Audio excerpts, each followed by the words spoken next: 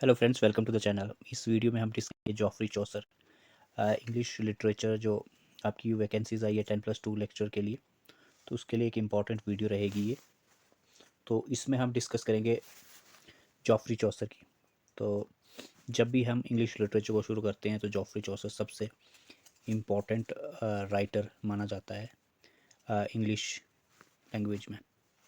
तो जॉफ्री चौसर को देखा जाए तो जॉफ्री चौसर को हम फादर ऑफ इंग्लिश लिटरेचर भी मानते हैं। उसके साथ ही एक इम्पॉर्टेंट फिगर थी ये इंग्लिश लिटरेचर हिस्ट्री में, क्योंकि जो इंग्लिश में लिखने की शुरुआत हुई थी वो जॉफ्री चौसर से हुई थी।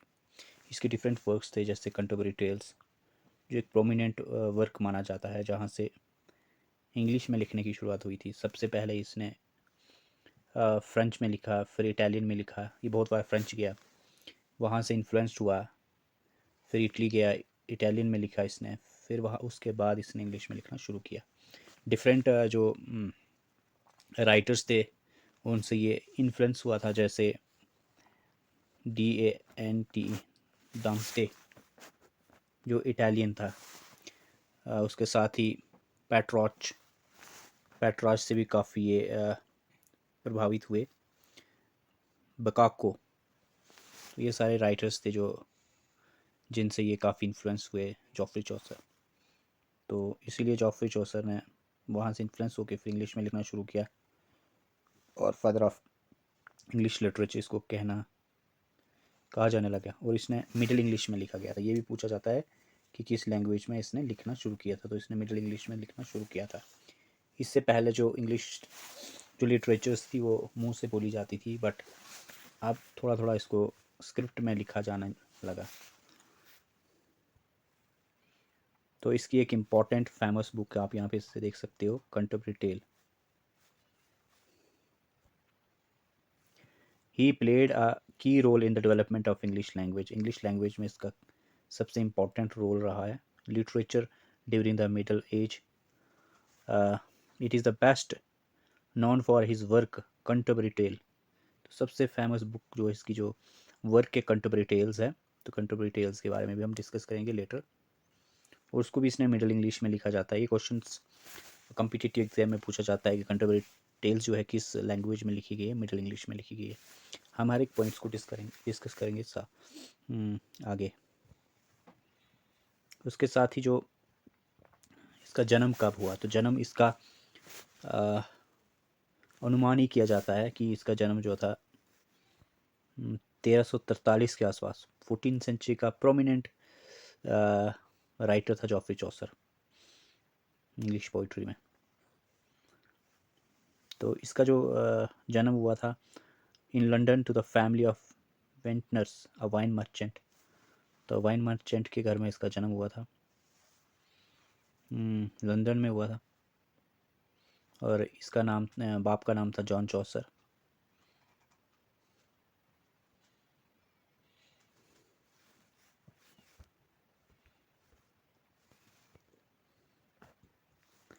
थोड़ा सा इसका कैरियर भी देखा जाता है कि सबसे पहले एज ए पेज इसने काम किया। एज ए पेज इसने काम किया in the household of Elizabeth de Burgh, the countess of Ulster. तो जो वाइफ थी ड्यूक ऑफ क्लेरेंस की, जो वाइफ थी ड्यूक ऑफ क्लेरेंस जो था थर्ड सन ऑफ एडवर्ड था। एडवर्ड उस टाइम किंग थे इंग्लैंड के। तो उनका जो थर्ड सन था, उनकी जो वाइफ थी, उनके लिए एज ए पेज ये काम करते थे।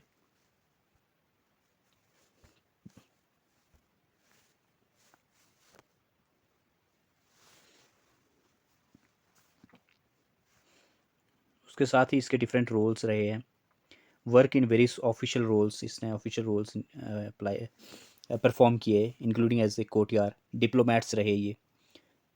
उसके साथ ही इसका जो इन्फ्लुएंस था कल्चर में था, लैंग्वेज में था, लिटरेरी ट्रेडिशंस में था। इसने मिलिट्री सर्विस भी इसने परफॉर्म की। तो 100 ईयर वार जो थी उसमें भी इसने फ्रांस और इंग्लैंड और फ्रांस के बीच में 100 ईयर वार जो 1337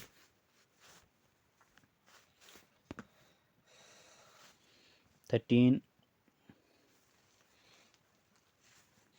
1437 से लेके 1453 तक ये वार चलती रही और इसको 100 ईयर्स वार बोला जाता है। इसमें ये इंग्लैंड और फ्रांस के बीच में थी। तो इसमें भी इसने पार्टिसिपेट किया था और इसको फ्रांस में इसको प्रेजेंट भी किया था, प्रिजनर बनाया था, इसको कैदी बनाया था, उन्होंने पकड़ लिया था। फिर जो हमारे किंग थे उस टाइम के, जो महाराज किंग थे इंग्लैंड के, किंग एडवर्ड सेकंड, तो उन्होंने इसको छुड़वाया था फिरौती दे के। तो एक इम्पॉर्टेंट पॉइंट है, ये पूछा जा सकता है।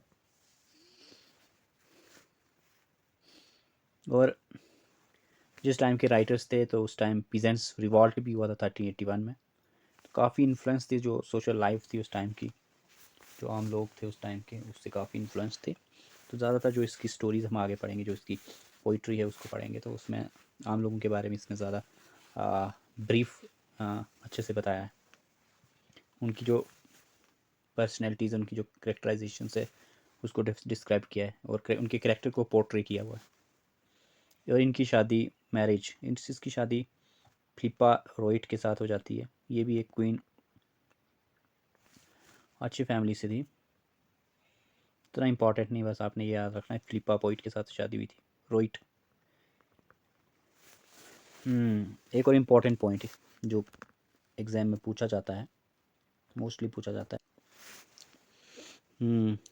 ये जो इनकी डेथ, ये माना जाता है कि 1400 में इनकी डेथ हो जाती है और इनको दफनाया जाता है वेस्टमिनिस्टर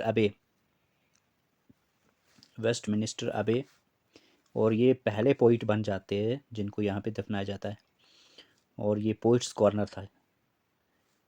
और जॉफ्री चौसर फर्स्ट पोइट्स थे जिनको पोइट्स कॉर्नर में दफनाया गया। और इसके बाद जो दूसरे पोइट थे जैसे एडमंड स्पेंसर थे, उनको भी यहीं पे दफनाया गया है। तो एक इम्पॉर्टेंट पॉइंट है, ये पॉइंट है जो क्वेश्चन में पूछा जाता है।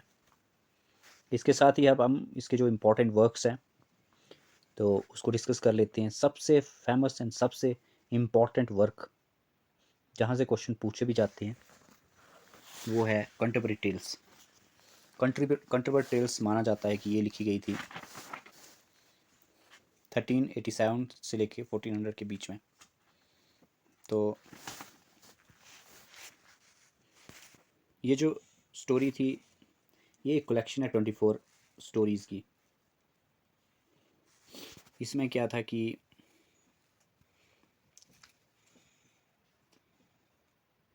29 पिलग्रिम्स थे और इंक्लूडिंग चौसर 30।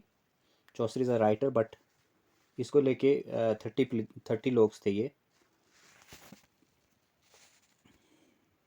जो सारे एकत्रित हुए थे। कहाँ पे? टैबर्ड इन।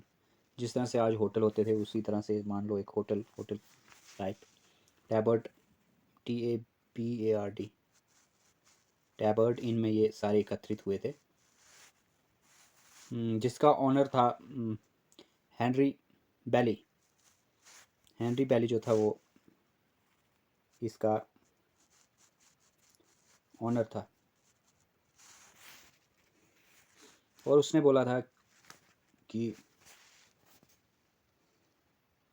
जो सबसे अच्छी स्टोरी सुनाएगा तो उसको मेरी तरफ से डिनर दिया जाएगा वापस आने पे। और ये डिसाइड किया गया था कि ये सारे लोग जो थे, इन्होंने ये श्राइन पे जा रहे थे। तो ST थॉमस बैकर्ड का जो श्राइन था, जो मार्टर्ड हुए थे, जिनका एसेसिनेशन हुआ था, जो एक सेंट किस्म के माने जाते थे, तो उनके श्राइन पे जा रहे थे ये कंटेम्पररी टेल में। कंटेम्पररी जगह का नाम है, वहाँ पे जा रहे थे ये सारे पिलग्रिमेज। तो इसमें ये डिसाइड हुआ था कि यहाँ से जाते हुए जो एक पिलग्रिम है वो 2 स्टोरी यहाँ से जाते हुए सुनाएगा और 2 स्टोरियाँ वहाँ से आते हुए, तो एक कैंडिडेट 4 स्टोरियाँ सुनाएगा। तो इस तरह से ये प्लान था कि 120 स्टोरीज़ सुनाई जाएंगी, बट ये सारी नहीं कंप्लीट कर पाए जॉफ्री चौसर ने 24 ही स्टोरीज़ जो कैंटरबरी टेल्स है उसमें लिखी हुई है। और इसका जो प्रोलॉग है, prologue to the Canterbury Tales, prologue में इसने हर एक कैरेक्टर की डिस्क्रिप्शंस दी है अच्छे से, 2-3 कैरेक्टर को छोड़ के। तो ये एक स्टेट स्टाइल था जिसमें representation different state professions are described with certain irony, irony का भी इस्तेमाल किया है। जैसे नाइट हो गया, poor persons, ploughmans, they are depicted as almost ideal figure, इनको डिपिक्टेड किया गया। उसके साथ ही इसकी जो सेटिंग थी स्प्रिंग टाइम में थी। जब आप स्टार्टिंग लाइन पढ़ोगे तो वहाँ पर जो मंथ है अप्रैल का, उसका इसने जिक्र किया हुआ है। तो उसके साथ ही कुछ इसमें जो टेल्स थी वो प्रोज में लिखी इसने, जैसे पैरिसन्स टेल, सैथोपस टेल। और ये जो सारी टेल्स थी कुछ जो मतलब इसने वर्स में लिखी, तो उसमें हीरोइक कपलेट का इस्तेमाल किया गया, जिसमें आइम्बिक पेंटामीटर्स का इस्तेमाल इसने अच्छे से किया। तो ये सारी चीज़ें इसने कंटेम्परेरी टेल्स में डिस्क्राइब की हुई है। मिडिल लाइफ को इसने एक्सप्लेन किया, मिडिल इंग्लिश में इस वर्क को लिखा गया। तो काफ़ी इम्पोर्टेंट ये इसका वर्क था इंग्लिश लिटरेचर में। नेक्स्ट इसका जो वर्क था कंटेम्परेरी टेल्स से पहले लिखा था वो 1380 के आसपास, टॉर्रेस एंड क्रिसिडी। ये फेमस इसका वर्क था जिसमें ट्रेजिक लव स्टोरी है। और ये इस स्टोरी को तब लिखा गया during setting of Trojan war, Trojan war के आसपास इसको लिखा गया।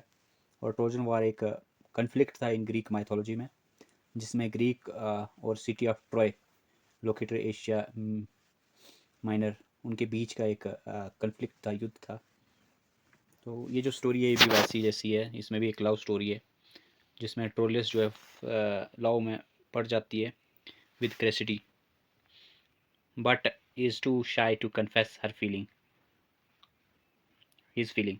तो वो अपनी फीलिंग जाहिर करने में शाई करता है। तो ये सारी ऐसी चीज़ें इस स्टोरी में बोली गई है।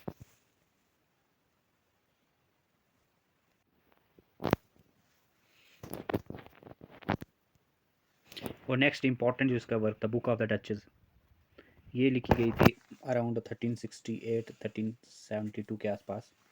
और ये एक this is an allegoric poem written in honor to the death of Blingy of Lancaster, the wife of John of Gaunt, चौसस पैट्रन। तो उसने जो ये जॉफरी चौसस था, इसने एज ए दुख भरी स्टोरी लिखी है। जो ब्लेंची की डेथ हो जाती है, जो वाइफ थी जॉन ऑफ ग्रांट की। तो इसके साथ इसकी काफ़ी अच्छे से मतलब अंडरस्टैंडिंग थी, क्योंकि ये एक सपोर्टर था जॉफरी चौसर का, बहुत बार इसने फंड्स दिया था इसको। तो इसकी वाइफ, जब वाइफ की डेथ हो जाती है तो उसकी वाइफ के लिए इसने ये वर्क लिखा। उसके साथ ही जो नेक्स्ट इसका वर्क था हाउस ऑफ फैम, ये भी काफ़ी इंपॉर्टेंट वर्क है।